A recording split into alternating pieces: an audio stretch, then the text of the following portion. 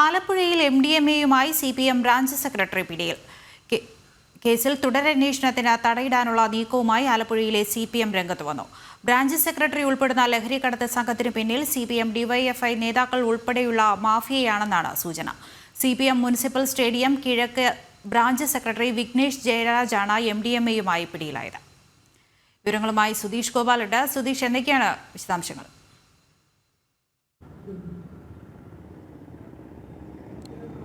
കഴിഞ്ഞ ദിവസമാണ് ആലപ്പുഴയിൽ ലഹരി കടത്തുമായി ബന്ധപ്പെട്ട് വീണ്ടും ഒരു CPM പ്രവർത്തകൻ പിടിയിലാവുന്നത്. ബ്രാഞ്ച് സെക്രട്ടറിയായ വിഘ്നേഷ് ജയരാജ് എന്ന 30-കാരനാണ് പിടിയിലായത്. ഇയാൾ SFIയുടെ മുൻ ഏരിയ സെക്രട്ടറിയും UUC-യുമായിരുന്നു, അതായത് യൂണിവേഴ്സിറ്റി യൂണിയൻ കൗൺസിലറുമായിരുന്നു. ഈ രീതിയിലെല്ലാം പ്രവർത്തിച്ച് യുവാക്കളുമായി നല്ല ബന്ധം പുലർത്തുന്ന ഒരു വ്യക്തിയാണ്.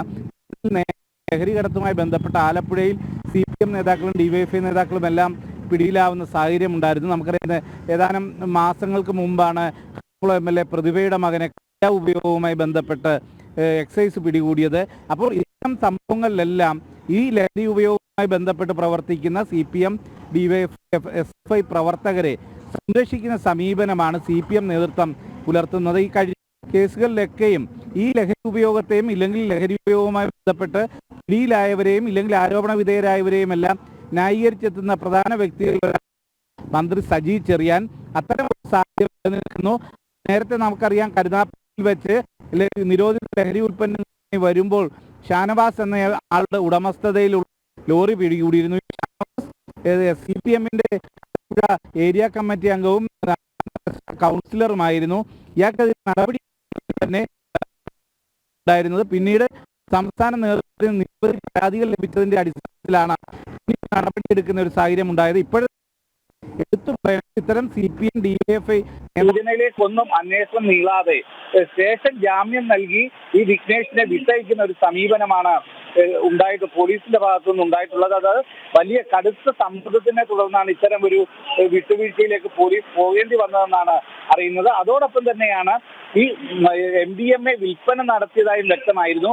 ഹരിപ്പാട് സ്റ്റേഷനിൽ MDMA-യുമായി ഒരാൾ പിടിയിലാവുകയും അയാൾക്ക് വിഘ്നേഷാണ് MDMA നൽകിയതെന്നും കണ്ടെത്തിയിരുന്നു.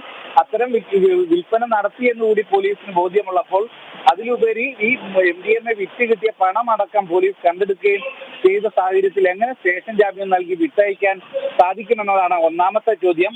ഇതേ സാഹചര്യത്തിൽ തന്നെ വിഘ്നേഷിന് എവിടെ നിന്നാണ് MDMA കിട്ടുന്നതിലേക്ക് അന്വേഷണം പോകരുതെന്ന് പാർട്ടിക്ക് നിർബന്ധമുണ്ട് എന്നതാണ് സൂചന. അത്തരത്തിൽ പോയാൽ ഉന്നത ബന്ധങ്ങളുള്ള നേതാക്കളിലേക്ക് അന്വേഷണം എത്തിച്ചേരാനുള്ള സാധ്യത. ഇതിനെല്ലാം അട്ടിമറിക്കുന്ന സമീപനം തന്നെയാണ് ഇപ്പോൾ പാർട്ടി കൈക്കൊണ്ടിട്ടുള്ളത്. അതോടൊപ്പം തന്നെ ഒരു ബ്രാഞ്ച് സെക്രട്ടറി ആയിട്ട് കൂടി ഇയാളെ പുറത്താക്കിയതായുള്ള ഒരു വാർത്താക്കുറിപ്പ് ഇതുവരെയും പാർട്ടിയിൽ നിന്നും ഇറങ്ങിയിട്ടുമില്ല എന്നതും ശ്രദ്ധേയമാണ്. ദൃശ്യ.